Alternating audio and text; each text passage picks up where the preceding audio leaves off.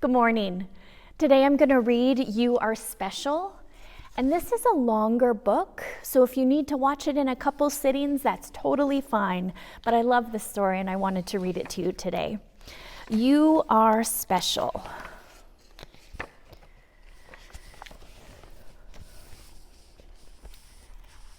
The Wemmicks. The Wemmicks were small wooden people. All of the wooden people were carved by a woodworker named Eli. His workshop sat on a hill overlooking their village. Each Wemmick was different. Some had big noses, others had large eyes. Some were tall and others were short. Some wore hats, others wore coats. But all were made by the same carver, and all lived in the same village. And all day, every day, the Wemmicks did the same thing. They gave each other stickers. Each Wemmick had a box of golden star stickers and a box of gray dot stickers. Up and down the streets all over the city, people spent their days sticking stars or dots on one another. The pretty ones, those with smooth wood and fine paint, always got stars. But if the wood was rough or the paint chipped, the Wemmicks gave dots. Stars or dots. The talented ones got stars too. Some could lift big sticks high above their heads or jump over tall boxes. Still others knew big words or could sing pretty songs. Everyone gave them stars. Some Wemmicks had stars all over them. Every time they got a star, it made them feel so good. It made them want to do something else and get another star. Others, though, could do little. They got dots. Punchinello was one of those. He tried to jump high like the others, but he always fell. And when he fell, the others would gather around him and give him dots. Sometimes when he fell, his wood got scratched, so the people would give him more dots. Then he would try to explain why he fell, and he would say something silly, and the Wemmicks would give him more dots. After a while, he had so many dots that he didn't want to go outside. He was afraid he would do something dumb, such as forget his hat or step in the water, and then people would give him another dot. In fact, he had so many gray dots that some people would come up and give him one for no reason at all. Oh, poor Punchinello. He deserves lots of dots, the wooden people would agree with one another. He's not a good wooden person. After a while, Punchinello believed them. I'm not a good Wemmick, he would say. The few times he went outside, he hung around other Wemmicks who had a lot of dots. He felt better around them. One day, he met a Wemmick who was unlike any he'd ever met. She had no dots or stars. She was just wooden. Her name was Lucia. It didn't matter that people didn't try to give her stickers. It's just that the stickers didn't stick. Some of the Wemmicks admired Lucia for having no dots, so they would run up and give her a star, but it would fall off. Others would look down on her for having no stars, so they would give her a dot, but it wouldn't stay either.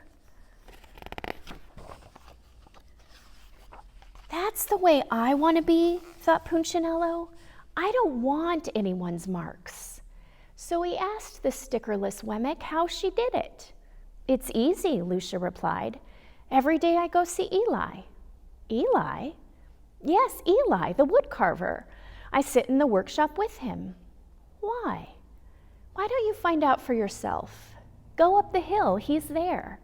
And with that, the Wemmick who had no stickers skipped away. But will he want to see me? Punchinello cried out. Lucia didn't hear, so Punchinello went home. He sat near a window and watched the wooden people as they scurried around, giving each other stars and dots. It's not right, he muttered to himself, and he decided to go see Eli. He walked up the narrow path to the top of the hill and stepped into the big shop. His wooden eyes widened at the size of everything. The stool was as tall as he was. He had to stretch on his tiptoes to see the top of the workbench. A hammer was as long as his arm. Punchinello swallowed hard. "I'm not staying here." And he turned to leave. Then he heard his name. "Punchinello." The voice was deep and strong. Punchinello stopped. "Punchinello, how good to see you. Come and let me have a look at you." Punchinello turned slowly and looked at the large bearded craftsman. "You know my name?" the little Wemmick asked. "Of course I do. I made you." Eli stooped down and picked him up and set him on the bench. The maker spoke thoughtfully as he looked at the gray dots. "Looks like you've been given some bad marks." "I didn't mean to, Eli. I really tried hard." "Oh, you don't have to defend yourself to me, child. I don't care what the other Wemmicks think." "You don't?" "No, and you shouldn't either.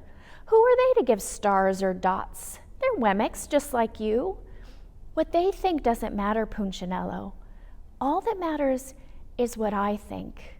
And I think you're pretty special."